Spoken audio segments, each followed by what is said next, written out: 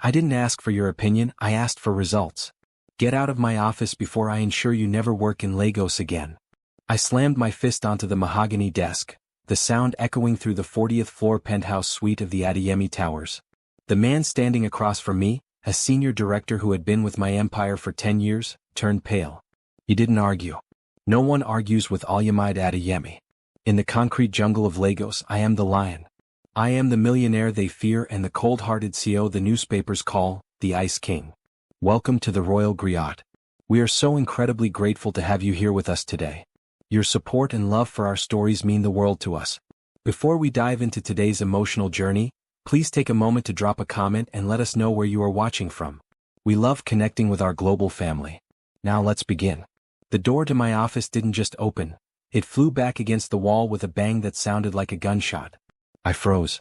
My security team is paid millions to ensure that no one, absolutely no one, disturbs me without an appointment.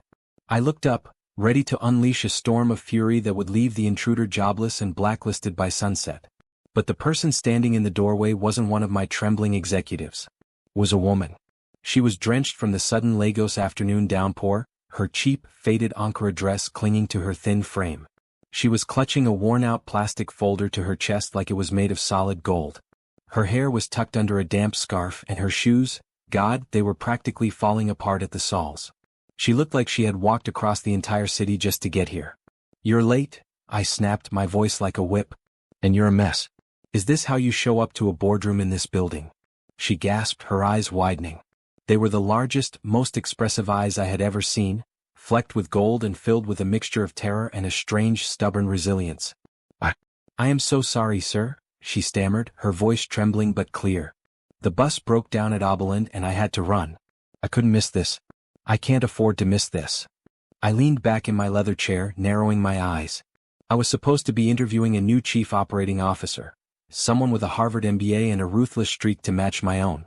This woman looked like she struggled to afford a loaf of Ajij bread.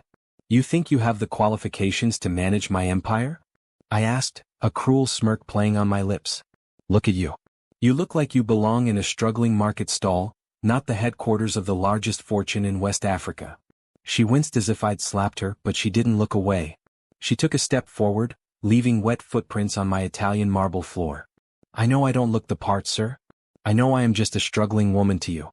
But I am a single mom and my daughter is counting on me. I have the heart for this. I will work harder than anyone you've ever met. Just give me the interview. I felt a flicker of something in my chest, a spark of annoyance mixed with a curiosity I hadn't felt in years. I am known for being cold-hearted, for seeing people as numbers on a balance sheet. But there was something about the way she held that folder, as if her entire destiny was trapped inside those plastic sleeves. Fine, I said, checking my gold Rolex. You have 3 minutes before my security drags you out. Sit. She sat on the edge of the velvet chair, looking completely out of place against the backdrop of the Lagos skyline. She opened her folder with trembling fingers and handed me a single sheet of paper. It wasn't a resume. It was a handwritten letter, stained with what looked like old tears. What is this? I demanded.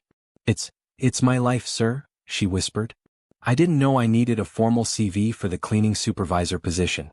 The sign downstairs said to come to the 40th floor for the interview. I stopped breathing for a second. The cleaning supervisor interviews were being held in the basement. This was the penthouse. She had walked into the wrong room, the wrong floor, and the wrong life. She was facing the millionaire owner of the company, not a mid-level hiring manager. I should have called security then. I should have had her tossed out for the sheer audacity of her mistake. But as I looked at the letter, I saw the words, "To whoever will give me a second chance, I have been betrayed and abandoned, but I am not broken." I looked back at her. She was shivering not just from the cold rain, but from the weight of her own desperation. Behind my mask of steel I felt a crack. I am a secret admirer of strength, mainly because I had to build my own from the dirt of the streets before I made my fortune. You're in the wrong place, I said, my voice lower now, losing its jagged edge. Please, she said, her voice breaking. I've lost everything. My husband abandoned us when he found out I was pregnant. My family betrayed me. I'm living in a room that floods every time it rains. I just need a new beginning.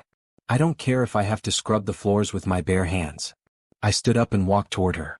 I am a tall man, imposing, and I saw her shrink back slightly. I reached out and for a moment I thought about touching her shoulder, to offer some form of healing or forgiveness for the world's cruelty. But I stopped myself. "What is your name?" I asked. "Ifeoma," she whispered. "Ifeoma," I repeated. It meant, a beautiful thing. "You walked into the wrong interview, Ifeoma. But you might have just walked into the right destiny." Suddenly the intercom buzzed. It was my assistant, sounding panicked. "Mr. Adeyemi, I am so sorry." A woman bypassed security. "She's a vagrant, she shouldn't be there. I'm sending the guards up now to remove her." I looked at Ifeoma. Her face went pale and she stood up, the folders slipping from her hands. The papers scattered across the floor, drawings of a little girl, a hospital bill, and a photograph of a smiling toddler. "I'm sorry," she cried, scrambling to pick them up. "I'll leave. Please don't arrest me." I looked at the door, then back at the woman who looked like she was waiting for the sky to fall on her. Something shifted in me. Call it a miracle, call it madness, but I wasn't ready to let her go. "Stay where you are," I commanded. The heavy double doors burst open, and 3 burly security guards rushed in, followed by my frantic assistant. "There she is," the assistant cried, pointing at Ifeoma. "Sir, we are so sorry for this breach. Grab her." The guards moved toward Ifeoma. She let out a small, stifled sob and closed her eyes, bracing for the impact. "Touch her," I said, my voice quiet but vibrating with a power that stopped the guards in their tracks, "and you'll find yourselves looking for work in the morning." The room went silent. You could hear a pin drop on the marble. My assistant gaped at me. Ifeoma opened one eye, looking at me in total confusion. "Sir?" the lead guard asked, confused. "She's a trespasser." "She is not a trespasser," I said, walking over to her and picking up the photograph of her daughter from the floor. I handed it back to her, my fingers brushing against hers. A jolt of electricity shot through me, a feeling of unity I hadn't felt in a decade. I turned to my assistant, my face returning to its cold-hearted mask of authority. "Cancel my merger meeting. And tell the HR department that the position of my personal executive assistant has been filled." Ifeoma's jaw dropped. "But, sir, I don't know how to be an assistant. I came for the cleaning job." I looked her straight in the eye, my gaze intense. "I don't need someone who knows how to file papers, Ifeoma. I need someone who knows how to survive. And you? You are a survivor."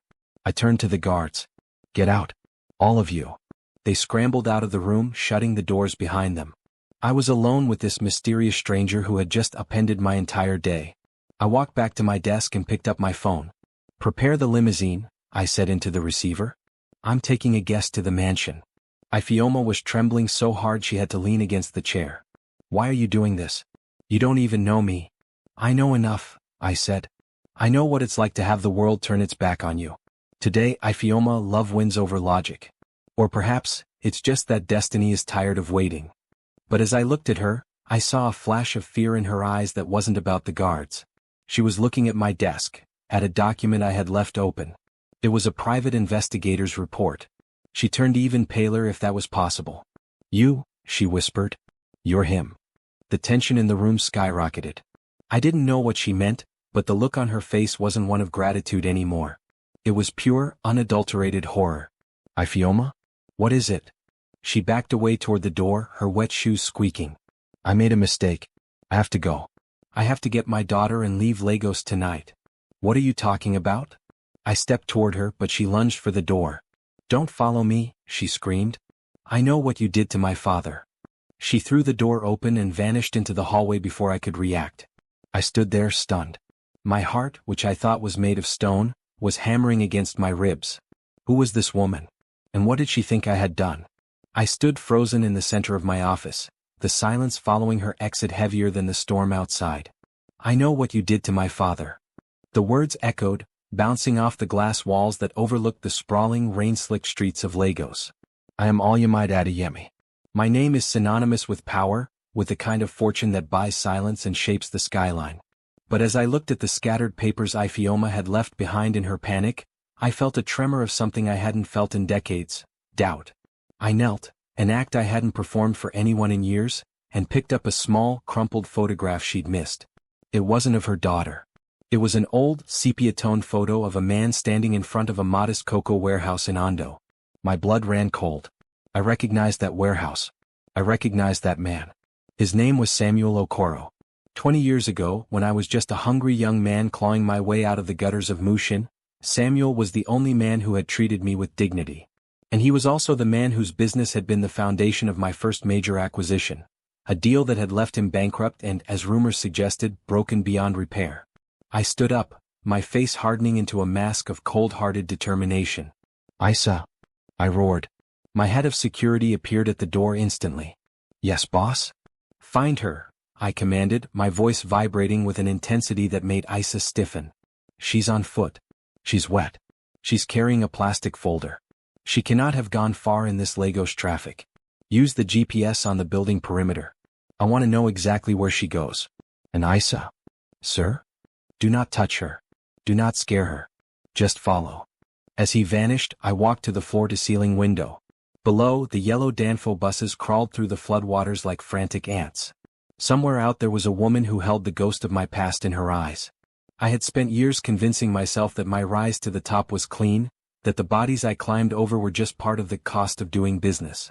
But Ifeoma's scream had ripped the bandage off a wound I thought had healed. 2 hours later my phone buzzed. It was a live location pin. "She's in Makoko, boss." Isa's voice was grim over the line. "The waterfront settlement. It's not safe for the limousine."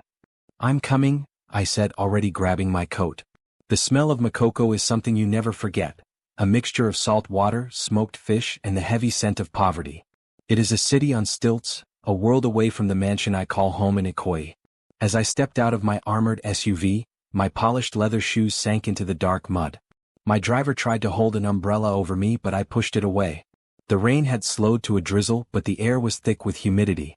"Stay here," I told my team. I followed the GPS coordinates down a narrow alleyway where children played with tires in the dirt. People stared. A man in a tailored suit worth more than their entire street didn't belong here. I felt like a mysterious stranger in a land I had forgotten I once inhabited. I found the shack. It was perched precariously over the black water, the wood rotted and gray. Through the open doorway I heard a child's laughter, soft, musical, and completely out of place in this gloom. "Mama, you're back. Did you get the job? Can we buy the plantains now?" I stopped at the threshold. Inside, Ifeoma was kneeling, hugging a little girl who couldn't have been more than 4 years old. The child had Ifeoma's eyes, the same gold-flecked gaze that had pierced my soul in the boardroom. I'm working on it, Chidera," Ifeoma whispered, her voice thick with unshed tears. "Mama just has to find the right office." "But you're crying, Mama," the little girl said, reaching out to wipe a tear from Ifeoma's cheek. "It's just the rain, my love. Just the rain." I stepped into the light of the doorway. Ifeoma looked up, and the moment her eyes met mine, the warmth vanished, replaced by a raw, jagged terror. She scrambled backward, pulling Chidera behind her. "How did you find me?" she hissed. "Get out. I told you to stay away." "Ifeoma, please," I said, holding up my hands in a gesture of peace. I felt like an intruder in a sacred space. "I just want to talk. About your father. About Samuel." "You don't get to say his name," she shouted. Her voice shook the thin walls. "You're the millionaire who stole his life. You and your Adeyemi group. You didn't just take his warehouse, you took his pride. You died calling your name, all you might. Not in anger but in confusion. You thought you were his friend. He thought you were the son he never had." Each word was a hot iron against my conscience. I looked around the room. A single mattress on the floor. A kerosene stove. A small pile of books in the corner. This was the result of my empire. This was the betrayal I had packaged as a strategic merger. "I didn't know," I said, and even to my own ears, it sounded like a pathetic excuse. "I was young. I was hungry. I let my lawyers handle the details. I thought he was compensated." "Compensated?" Ifeoma laughed, a hollow, bitter sound. "He was cheated. The contracts were forged. He lost everything in a week. We were abandoned by everyone we knew. I grew up in the shadow of your success, watching your face on billboards while we shared a single bowl of Gary." She stood up, her small frame vibrating with a resilience that made her look taller than me. "So what now? Are you here to finish the job? Are you going to bulldoze this shack too because it spoils your view?" I looked at Chidera, who was peeking out from behind her mother's skirt. The little girl didn't know about business deals or ancient grudges. She just looked hungry. "No," I said softly. "I'm here to offer a new beginning. Not because I'm a good man, we both know I'm not, but because I owe a debt that has sat on my books for 20 years. And I always pay my debts." "I don't want your blood money," she spat. It's not a gift, Ifeoma. It's a restitution. You walked into my office today by destiny. You could have walked into any building in Lagos, but you walked into mine. Do you really think that's a coincidence? I reached into my pocket and pulled out a key. It wasn't to a car or an office. It was a key to a guest house on my estate, a place of safety, luxury, and peace. Come with me. Not as an employee. Not as a victim. Come as my guest. Let me show you that the man who broke your father's heart isn't the only man I can be. Give your daughter a bed that doesn't smell of the lagoon. Give her a life that isn't a struggle. Ifeoma looked at the key, then at her daughter, then back at me. I saw the conflict in her eyes, the war between her pride and her love for her child. The soft-hearted mother was fighting the betrayed daughter. Why? She asked. Why now? Because, I said, stepping closer, I've spent my whole life building an empire, but looking at you, I realized I've been living in a graveyard. I want to build something that lives. I want to see if forgiveness is possible for a man like me. The silence stretched. Outside, the sounds of Makoko continued, the splashing of oars, the distant music from a transistor radio, the shouts of vendors. Inside the shack, the air was charged with a tension that felt like it could snap the stilts holding us up. Finally, Ifeoma reached out.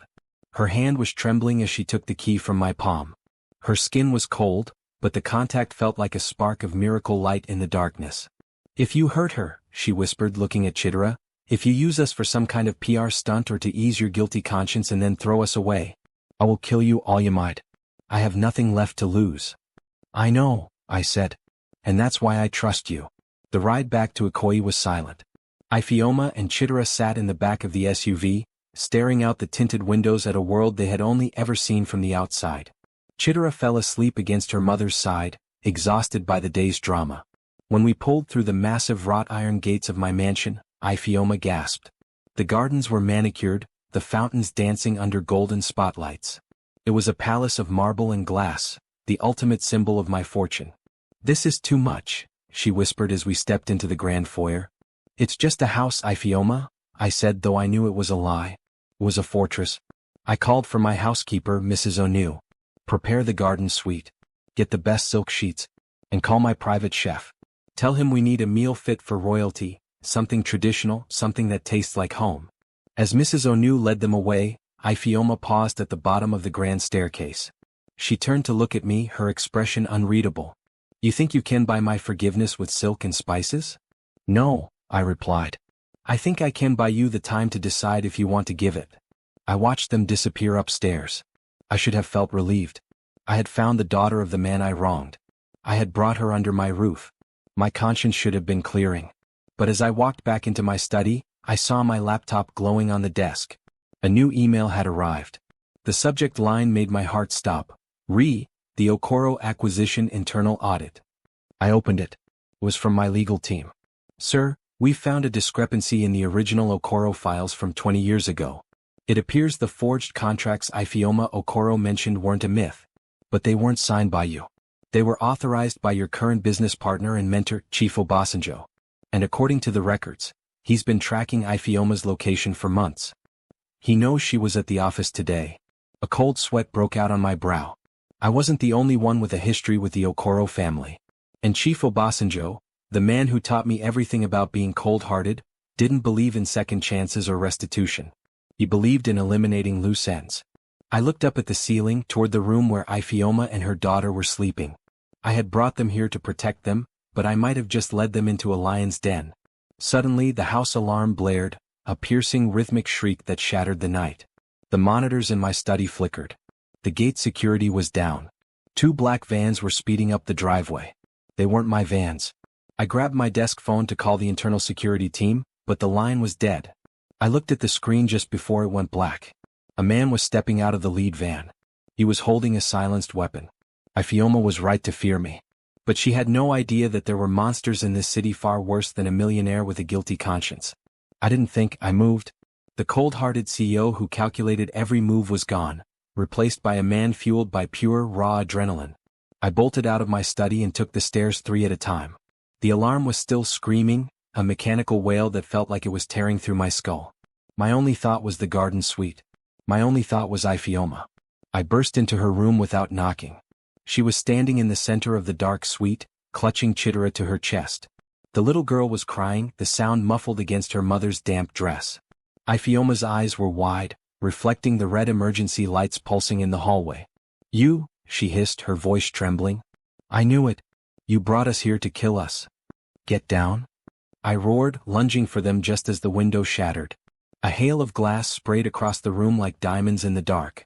I tackled them to the floor, shielding their bodies with my own. The smell of gunpowder and ionized air filled the room. This wasn't a warning, this was an execution attempt.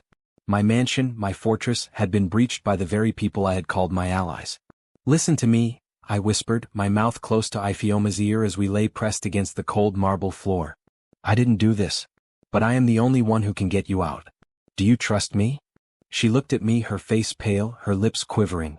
She saw the blood trickling down my forehead from a shard of glass, and for a split second, the hatred in her eyes flickered. "I have to protect my daughter," she choked out. "Then follow me. Now."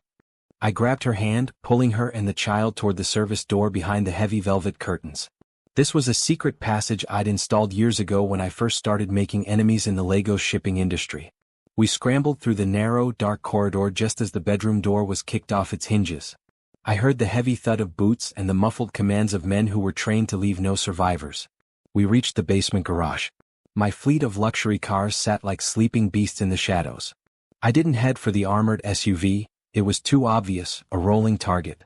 Instead, I moved toward a dusty, unassuming sedan tucked in the far corner, a car registered to a shell company, used for the few times I needed to move through the city like a mysterious stranger. "Get in the back. Stay low," I commanded. I reversed out of the hidden basement exit, the tires screeching against the concrete. As we hit the main road leading out of Ikoyi, I saw the headlights of the black vans turning to follow us. They were fast, but I knew these streets better than any hired mercenary. I had spent my youth weaving through this traffic on the back of Okadas, dodging the law and the hungry. "Who are they?" Ifeoma asked from the floor of the back seat, her voice small. "The past," I said, my knuckles white on the steering wheel. "And people who want to keep it buried." I pushed the car to its limit, tearing through the night toward the Lagos-Ibadan expressway. I needed space. I needed a place where my fortune couldn't be tracked through digital footprints and bank wires. I needed to go where the millionaire Olumide Adeyemi didn't exist. We drove for hours in a tense, suffocating silence. Chidera had eventually cried herself into an exhausted sleep, her head resting on Ifeoma's lap. As the sun began to bleed over the horizon, painting the sky in bruised purples and burnt oranges, I pulled into a small, gated compound on the outskirts of a quiet town. It was a modest house, hidden behind overgrown hibiscus bushes, a property I'd bought for my mother years ago, one that wasn't on any official corporate ledger. I killed the engine. The silence that followed was deafening. "We're safe for now," I said, leaning my head back against the seat. My head was throbbing and my silk shirt was ruined, soaked with sweat and dried blood. Ifeoma didn't move. She sat up slowly, smoothing Chidera's hair. She looked at the modest house, then back at me. "Why are you doing this, Olumide? Why not just hand us over? It would be easier for your empire if we just disappeared." I turned in my seat to look at her. The morning light caught the lines of fatigue on her face, but it also highlighted the incredible resilience that had kept her standing all these years. "Because I saw the audit, Ifeoma," I said quietly. "My mentor, Chief Obasanjo, he was the one who forged your father's signatures. I was a pawn in his game, but I was a willing one because I was too greedy to ask questions. I didn't just take your father's business, I let a snake into my own house. Helping you isn't just about healing the past, it's about surviving the present." Ifeoma looked away, her gaze fixed on the sleeping child. "My father always said you were different. Even when we were starving, he'd see your face on the news and say, 'That boy has a spark, Ifeoma. He just needs to remember where he came from.'" She let out a jagged breath. "He died waiting for you to remember." The guilt was a physical weight in my chest. I opened the car door and stepped out into the humid morning air. I walked to the gate and let us in.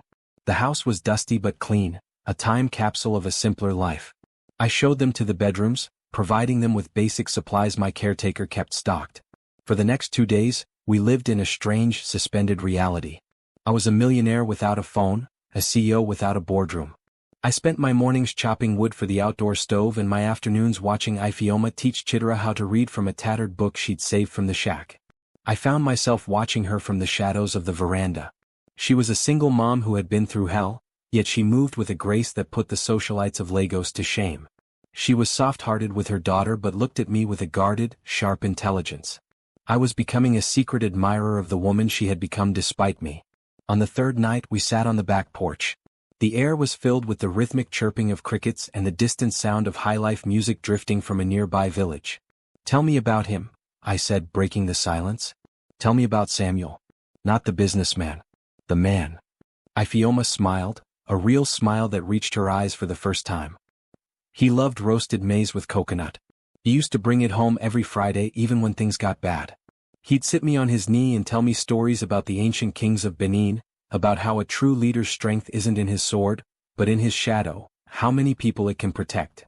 She looked at me, her gold-flecked eyes searching mine. "You have a very large shadow, Olumide. But who are you protecting?" I didn't have an answer. For years I had protected only myself. My fortune, my reputation, my ego. But sitting here in the dirt of a town that didn't know my name, I felt a strange sense of destiny. "I want to protect you," I said, the words coming out more honestly than I intended. "And Chidera. I want to give her the life Samuel wanted for you." Ifeoma reached out, her hand hovering over mine on the wooden railing. She didn't pull away this time. "A new beginning?" she whispered. "A miracle maybe," I replied. But the moment of peace was shattered by a low, vibrating hum. It wasn't a cricket. It was a drone hovering just above the treeline, its red camera eye fixed directly on us.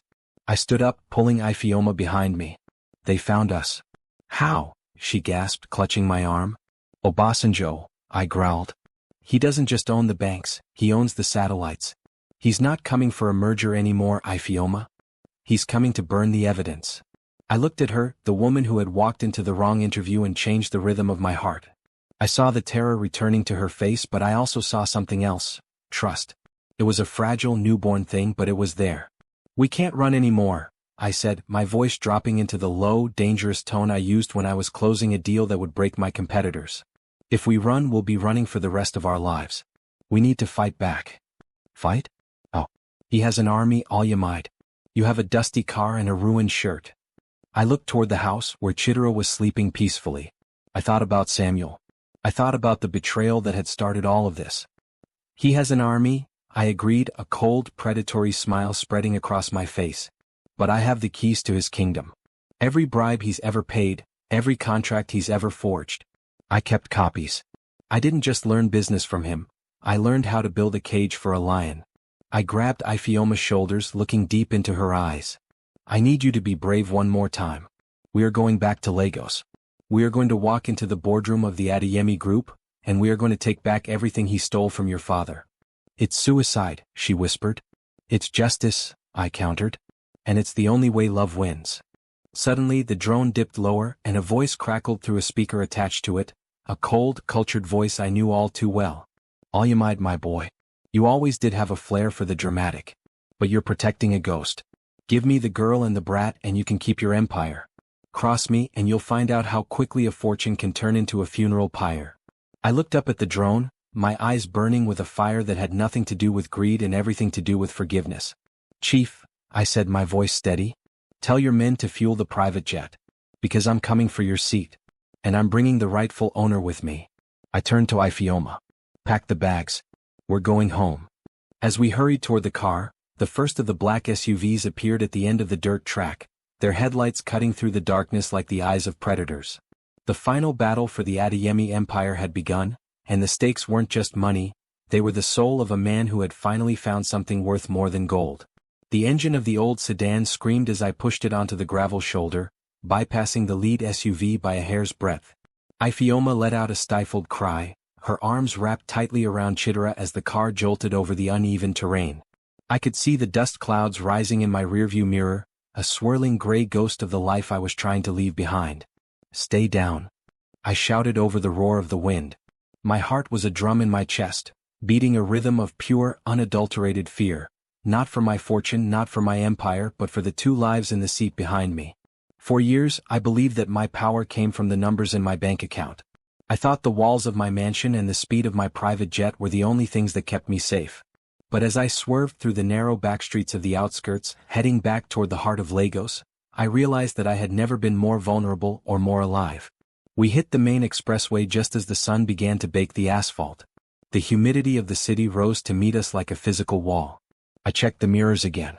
We had lost the SUVs for now, but I knew Chief Obasanjo. He didn't give up. He was a man who viewed the world as a game of chess, and he was currently trying to sweep the board. "We need to stop," Ifeoma whispered. Her voice was brittle like dry leaves. "We can't stop, Ifeoma. Not until we reach the city center. There's safety in the crowds."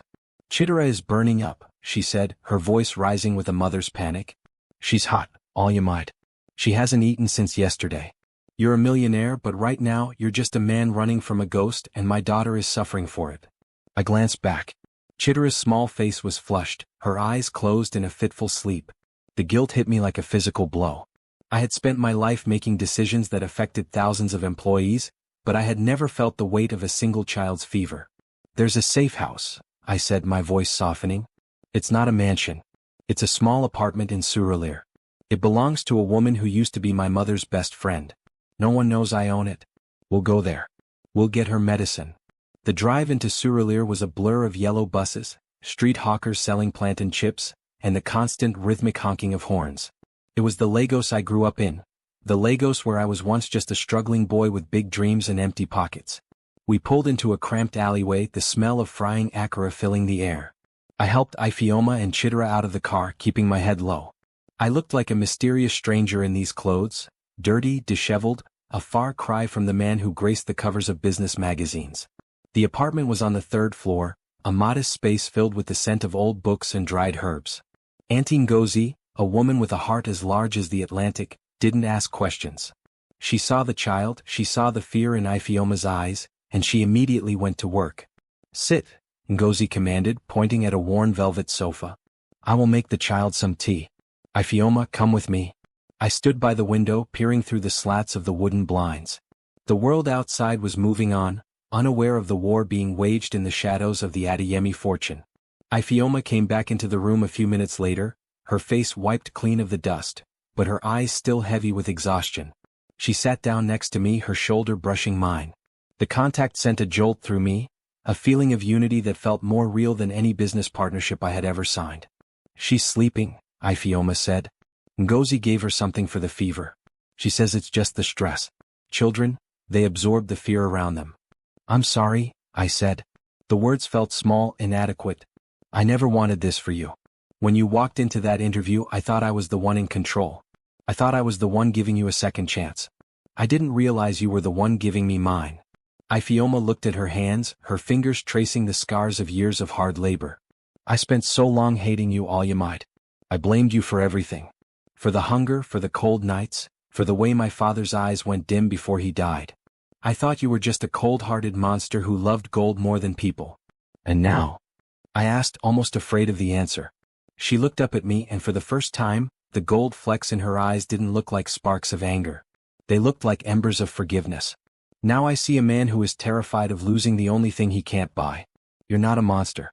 You're just a man who forgot how to be a son. But you're remembering now." She reached out and took my hand. Her palm was rough, a testament to her resilience, but her touch was the softest thing I had ever felt. In that moment, in a dusty apartment in Surulere, the millionaire Olumide Adeyemi finally understood what it meant to be rich. It wasn't about the empire, it was about the woman holding his hand. "We have to go back," I said, my voice regaining its strength. "Chief Obasanjo thinks he's won. He's called an emergency board meeting for tomorrow morning at the towers. He's going to move for a vote of no confidence. He's going to take the company, and then he's going to make sure we never surface again." Ifeoma tightened her grip on my hand. "How do we stop him?" "We don't just stop him. We expose him. I have the files, but I need something more. I need the truth from the only person who was there when the papers were signed. I need the original ledger my father kept, the one your father mentioned in his letters." Ifeoma's breath hitched. "The ledger? My father hid it before he was evicted. He told me that if I ever needed to prove the truth, I should go to the old warehouse in Oberland. But that place is a ruin now. It's been abandoned for years." "Then that's where we go," I said. "Tonight. Under the cover of the rain." The Lagos night was unkind. A tropical storm broke over the city, the rain lashing against the car as we drove toward Oberland. The old warehouse was a skeleton of rusted iron and rotting wood, standing like a tombstone in the middle of a developing district. Ifeoma led the way, her intuition guided by a lifetime of memory and nostalgia. We climbed through a broken window, the air inside thick with the smell of damp earth and forgotten dreams. "It's here," she whispered, pointing to a loose floorboard beneath a rusted cocoa press. I pried the wood up with a crowbar I'd taken from Ngozi's apartment. My heart hammered against my ribs. If the ledger wasn't there, we had nothing. Obasanjo would win and the betrayal would be complete. My fingers brushed against something hard and wrapped in oilcloth. I pulled it out. It was a thick leather-bound book. I opened it, and even in the dim light of my flashlight, the truth was blinding. There, in Chief Obasanjo's own handwriting, were the notes of the embezzlement. There were the forged signatures, and there was the proof that my father had tried to stop him, and had been silenced for it. "My God," I breathed. "He didn't just steal your father's business. He stole my father's legacy." Ifeoma leaned over my shoulder, her tears falling onto the yellowed pages. "It's over, isn't it? The struggling is over." "No," I said, looking at her with a fierce intensity. "It's just beginning. Tomorrow we walk into that boardroom. You, me, and this book. We are going to show them that love wins over greed, and that destiny cannot be forged." But as we turned to leave the warehouse, a shadow blocked the exit. A tall, thin man stood in the rain, his face obscured by a dark umbrella. But I didn't need to see his face to know who it was. The smell of his expensive cigars preceded him. "Chief Obasanjo," I said, my voice like ice. "Olumide," he replied, his voice smooth and dangerous. "You always were a sentimental fool. Did you really think I wouldn't track you to the one place that holds your heart? I told you the girl and the child were the price of your empire. Now you've made it personal." He stepped into the light, and I saw the glint of metal in his hand. He wasn't alone. 3 of his personal security team stepped out from the shadows of the crates, their faces cold and unfeeling. "Give me the ledger, Olumide," Obasanjo commanded. "And maybe I'll let the girl live to see the sunrise. As for you? Well, the Lagos Lagoon is very deep this time of year." Ifeoma stepped in front of me, her arms spread wide. "You've already taken everything from us," she screamed into the darkness. "You will not take him." I pulled her back, my mind racing. I was a millionaire, a man of strategy, but I was cornered in a ruin with the woman I loved and the man who had destroyed our families. "You want the book, Chief?" I said, holding the ledger over the edge of a deep, flooded pit in the center of the warehouse. "Then come and get it. But know this, I've already sent a digital copy to every major news outlet in Nigeria.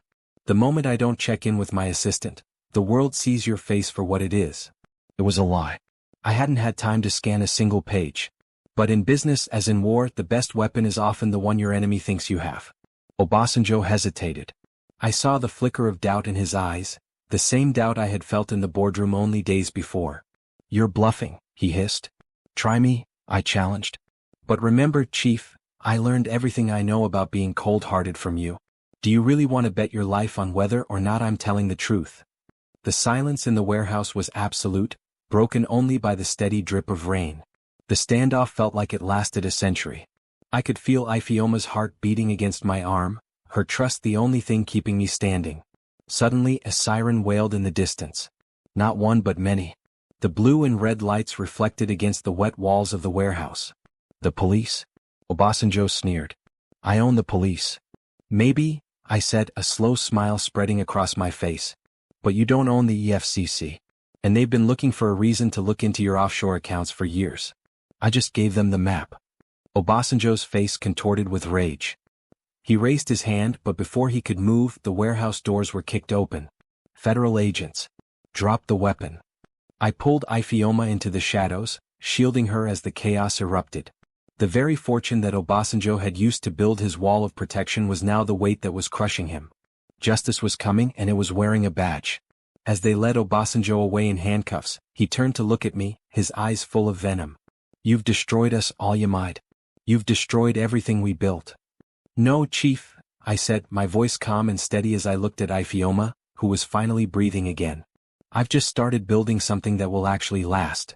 We walked out into the rain, the cool water washing away the grime of the warehouse. I looked at Ifeoma, her hair wet, her face illuminated by the police lights. She looked like a miracle. "Is it really over?" she asked. "The fight is over," I said. "But our story? That's just getting to the good part." I took her in my arms and kissed her, right there in the middle of the rain-slick street of Oberland. It wasn't a kiss of a millionaire and a poor girl. It was the kiss of two souls who had found their way home through a storm of betrayal and survived. But as we pulled apart, I saw a black car idling at the end of the street. It wasn't a police car. It was a limousine. And inside, a woman was watching us, a woman I hadn't seen in years. A woman who looked exactly like the mother I thought I had buried. My heart stopped. The mysterious stranger in my life wasn't just Ifeoma. I didn't think it was possible for my heart to stop beating and still feel the cold grip of terror in my chest. The rain was a deafening roar against the pavement, but the world had gone silent. I stood in the middle of the Oberland street, my hand still gripping Ifeoma's, as the rear door of the black limousine opened slowly. A woman stepped out. She moved with a fragile grace, her head covered by a heavy silk scarf that shimmered under the flickering streetlights. When she looked up, the breath left my lungs. The face was older, lined with the kind of deep-seated sorrow that only years of struggling can carve into a person, but those were my eyes. That was the jawline I saw every morning in the mirror of my mansion. "Mother?" I whispered, the word feeling like a piece of glass in my throat. Ifeoma sensed the shift in me, her grip tightening on my arm. She looked from me to the woman, her gold-flecked eyes filling with confusion and a new kind of fear. The woman didn't move toward me. She stayed by the car, her hands clasped tightly in front of her. "Olumide," she said, her voice a raspy echo of the lullabies I used to hear in our one-room apartment in Mushin. "They told me you were dead. They told me my son had been killed in a car accident 10 years ago." I took a step toward her, my legs feeling like lead. 10 years? "Mother, I was told you died in the hospital while I was away at university in London. Obasanjo, he sent me the death certificate. He showed me the grave." The silence that followed was more violent than the sirens that were still fading into the distance. The woman let out a jagged sob, her shoulders shaking. "He told me you had become a great millionaire, a man who was ashamed of his struggling mother. He told me you paid him to take me away to a village far in the north where I wouldn't embarrass your new empire. He said if I ever tried to contact you, he would strip you of your fortune and leave you in the streets." I felt a roar of fury rise from the depths of my soul, a heat so intense it seemed to dry the rain on my skin. This was the ultimate betrayal. Chief Obasanjo hadn't just stolen a business. He had stolen a decade of my life. He had torn a mother from her son and built his power on the foundation of our broken hearts. He had used my grief to mold me into the cold-hearted man the world knew, a man who believed he had no one left to love.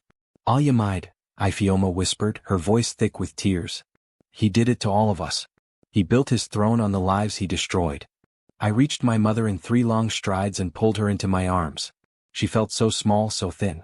The smell of her, of lavender and old Lagos dust, rushed back to me, triggering a wave of nostalgia so powerful I nearly collapsed. "I'm here, Mama," I choked out, burying my face in her scarf. "I'm here. I never forgot you. I never stopped looking for your face in the crowds." "He is a monster, Olumide," she cried into my chest. "A monster dressed in fine lace." I pulled back, holding her at arm's length. My eyes were no longer those of the grieving son, but of the lion who had finally found the scent of the man who threatened his pride. "He is a monster whose time has run out. Mama, this is Ifeoma. She is the reason I found you. She is the reason I am still alive." My mother looked at Ifeoma, and for a moment 2 generations of betrayed women looked at each other. There was no need for explanations.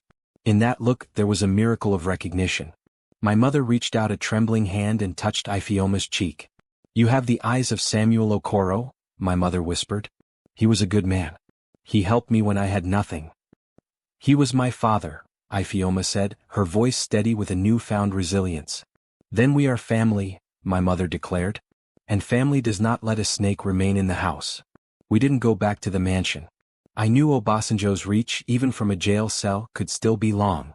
Instead, I used my remaining untraceable funds to secure a private, guarded wing of a high-end hotel in Victoria Island. I needed a war room. I needed to prepare for the final battle that would take place in the only arena Obasanjo truly understood, the boardroom. As the sun began to rise over the Atlantic, painting the Lagos horizon in gold and fire, I sat at a glass table with the ledger from the warehouse. Ifeoma sat across from me, her eyes tired but sharp. My mother was in the next room, finally sleeping in a bed that wasn't a prison of lies. "The board meeting is at 10 a.m., I said, my voice low and dangerous. "Obasanjo's lawyers will try to post bail before then. They'll try to say the warehouse arrest was a misunderstanding, a case of harassment. But they don't know about this book. And they don't know about my mother. Ifeoma leaned forward, her fingers tracing the edge of the table. You're going to walk in there alone? No, I said, looking her directly in the eye. I want you by my side. I want the daughter of Samuel Okoro to be the one who presents the evidence. I want them to see that the people they stepped on are the ones who will bring the building down. I'm just a poor girl from Makoko, Olumide, she said, a flash of her old insecurity crossing her face. I don't know how to talk to men who own half of West Africa. I reached across the table and took her hands. They were strong, the hands of a woman who had fought for every breath. You are the strongest person in this city. You survived a world that tried to erase you. That boardroom is nothing compared to the streets you've walked. Wear your pride, Ifeoma. Wear it like armor. We spent the next few hours in a fever of preparation. I called in the few allies I knew were still loyal to the memory of my father. Men who had been silenced by Obasanjo but were waiting for a leader to follow. I told them to be at the towers. I told them to bring their cameras. I wanted the world to see the healing of a legacy. At 9:30 a.m., the private jet of one of my international partners touched down at Muratala Muhammad Airport. I had called in every favor, used every cent of my hidden fortune to ensure that by the time the market opened, the Adeyemi group was under a microscope. We arrived at the Adeyemi Towers in a fleet of white SUVs. I stepped out first, my suit pressed, my face a mask of iron determination. I was no longer just a millionaire, I was a man on a mission of destiny. Ifeoma stepped out next. She was wearing a stunning modern Ankara gown of deep indigo and gold, the colors of royalty. Her hair was wrapped in a towering geli, and her gaze was level. She looked like a queen returning to her kingdom. Finally, I helped my mother out. She was dressed in traditional white, the color of forgiveness and peace. The security guards at the entrance, many of whom had been paid to keep her away for years, froze. They looked at her as if she were a ghost. Out of my way, I said, the command in my voice leaving no room for argument. We entered the elevator. The ascent to the 40th floor felt like a journey through time. Every floor we passed represented another layer of the lies I had lived. When the doors opened, the lobby was crowded with nervous executives and reporters who had caught wind of the scandal. I walked straight toward the double mahogany doors of the boardroom. My assistant, the one who had tried to have Ifeoma arrested only days ago, stood in my way. Mr. Adeyemi, you can't go in there. Chief Obasanjo's lawyers are inside. They're finalizing the transition of power. The only thing being finalized today, I said, stepping past him, is the truth. I threw the doors open. The room was filled with the most powerful men in Lagos. At the head of the table sat Chief Obasanjo. He had been released on a massive bail only an hour before, his face pale but his eyes still burning with arrogance. He looked up as I entered, a smirk playing on his lips. Olumide, he said, his voice smooth and oily. You're late for your own funeral. We were just voting to remove you from the board and liquidate your remaining shares. Then you'd better recount the votes, Chief, I said, my voice echoing in the vast room. Because you forgot to include the shareholders who actually own this company. I stepped aside and Ifeoma walked into the light of the boardroom. Behind her, my mother followed. The room went deathly silent. Obasanjo's smirk vanished, replaced by a look of such primal terror that he actually stood up, knocking his chair over. He looked at my mother, his mouth working but no sound coming out. Adani, he gasped. The woman you tried to bury is very much alive, Obasanjo, my mother said, her voice ringing with a strength that shook the very foundations of the building. And I have come to reclaim my son's birthright. Ifeoma stepped forward, slamming the leather-bound ledger onto the center of the mahogany table. The sound was like a thunderclap. This, Ifeoma said, her gold-flecked eyes fixed on the board members, is the record of 20 years of betrayal. It is the record of how Samuel Okoro was robbed and how the Adeyemi family was torn apart. It is the record of a man who thinks he is a god, but is nothing more than a thief. The board members scrambled for the book, their faces turning pale as they scanned the pages. The evidence was undeniable. The forged signatures, the offshore accounts, the systematic destruction of two families, it was all there in black and white. Obasanjo looked around the room, seeing the tide turning against him. He lunged for the book, but I blocked him, my hand gripping his wrist with the strength of a decade of suppressed rage.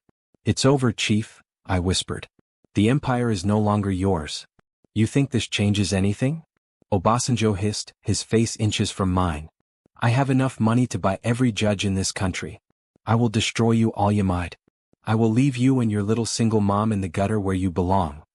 "You're wrong, Chief," I said, a calm sense of unity washing over me as I felt Ifeoma's hand on my shoulder. "You don't have enough money to buy forgiveness. And you certainly don't have enough to stop destiny." Suddenly the doors burst open again. It wasn't the police this time. It was a group of people I didn't recognize. Ordinary people from the streets, from the markets, from the very places Obasanjo had spent his life ignoring. They were led by Isa, my head of security. "The employees have heard the truth, boss," Isa said, his eyes bright with a newfound respect.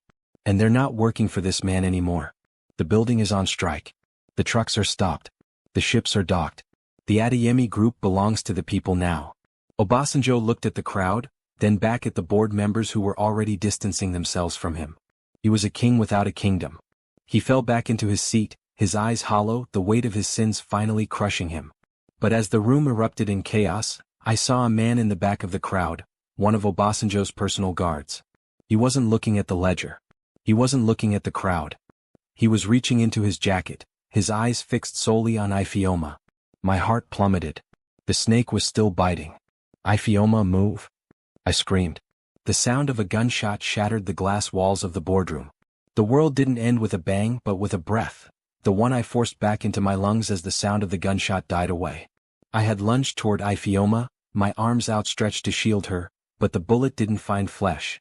It shattered the massive crystal award for Entrepreneur of the Year that sat on the mahogany sideboard behind us. The symbol of my cold-hearted pursuit of power exploded into 1,000 glittering shards, raining down like sharp, transparent tears. Isa was faster than the shadows. Before the gunman could chamber another round, my head of security had him pinned to the floor, the weapon skittering across the marble.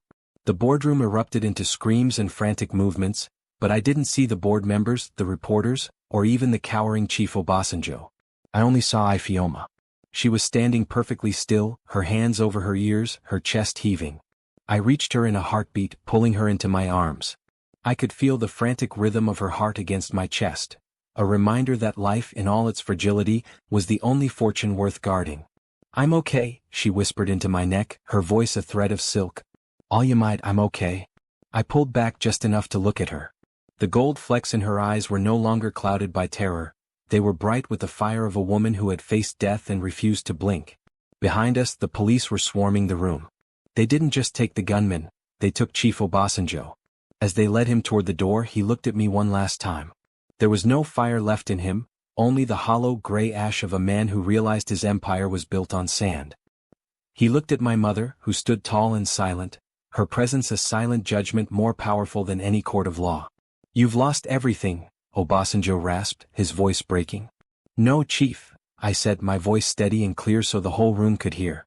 "I finally found everything. You can take the buildings. You can take the bank accounts. But you can never take the destiny of a family that has learned to forgive." The doors closed behind him, and for the first time in 20 years, I felt the air in the Adeyemi towers grow light. 3 months later, the Lagos sun was different. It didn't feel like a harsh spotlight on a struggling city. It felt like a warm embrace on a land of new beginnings. I stood on the balcony of my mansion in Ikoyi, but it wasn't the same fortress of solitude it once was. The cold marble had been covered with warm, hand-woven rugs from the north. The silence had been replaced by the sound of high-life music and the infectious laughter of a child. "Uncle Olumide." I drew a picture of the limousine. Chitara ran onto the balcony, holding up a piece of paper. She was healthy, her cheeks full and glowing. She no longer looked like a child of the slums. She looked like the princess of the empire we were building together. I picked her up, swinging her around as she giggled. "It's a beautiful drawing, Chitara. But remember what I told you? It's just a car. What matters is the people inside it." "I know," she said, poking my nose. "Mama says people are the real fortune." I looked up to see Ifeoma standing in the doorway. She was wearing a simple but elegant white lace dress, her hair pulled back in a way that highlighted the quiet strength of her face. She wasn't just a single mom who had walked into the wrong interview anymore. She was the chief operating officer of the newly formed Okoro Adeyemi Foundation. We didn't just keep the money. We began the process of restitution. We tracked down every family Obasanjo had cheated, every small business he had crushed to build his empire. We turned the Adeyemi Towers into a hub for young entrepreneurs, providing the second chance that Ifeoma and I had been lucky enough to find. "The guests are arriving," Ifeoma said, walking over to join us. She rested her hand on my arm, and the warmth of her touch still felt like a miracle. Your mother is already downstairs. She's arguing with the caterer about the spice level of the jollof rice.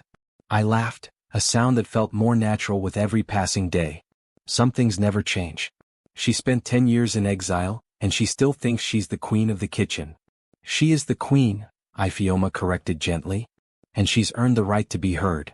We walked downstairs together, a family bound not just by blood, but by the shared fire of survival. The gardens were decorated with thousands of white lilies and traditional African lanterns. It wasn't a corporate gala, it was a celebration of unity and healing. My mother was sitting in a throne-like chair under a baobab tree, surrounded by the elders of the community.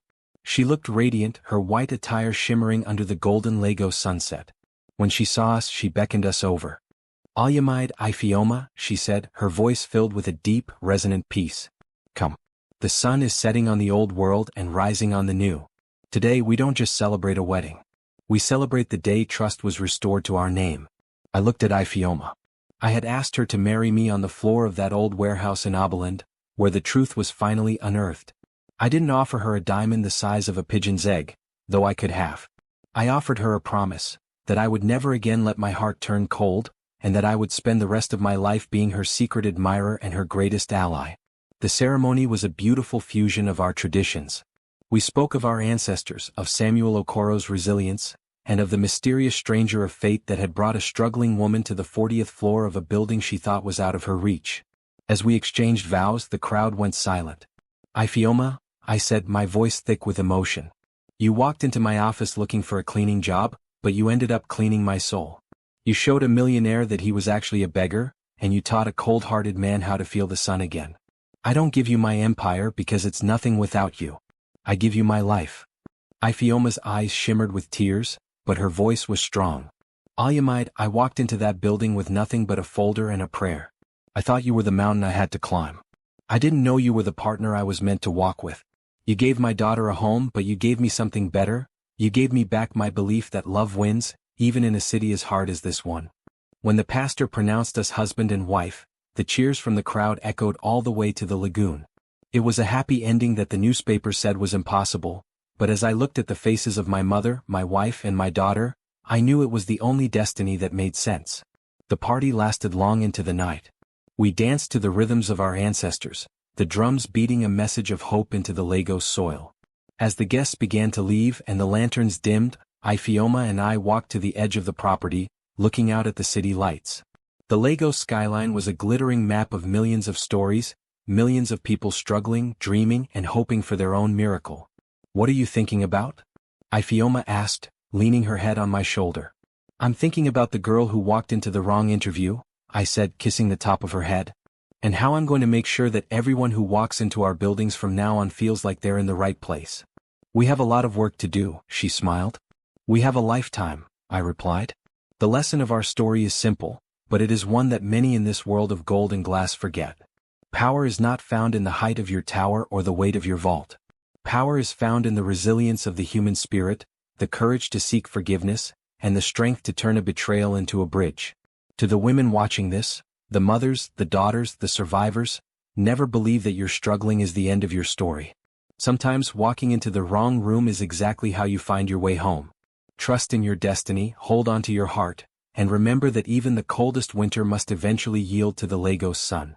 Don't forget to like, subscribe, and turn on notifications for more gripping stories like this. What do you think happens next in the lives of Olumide and Ifeoma? Do you believe in second chances? Comment below.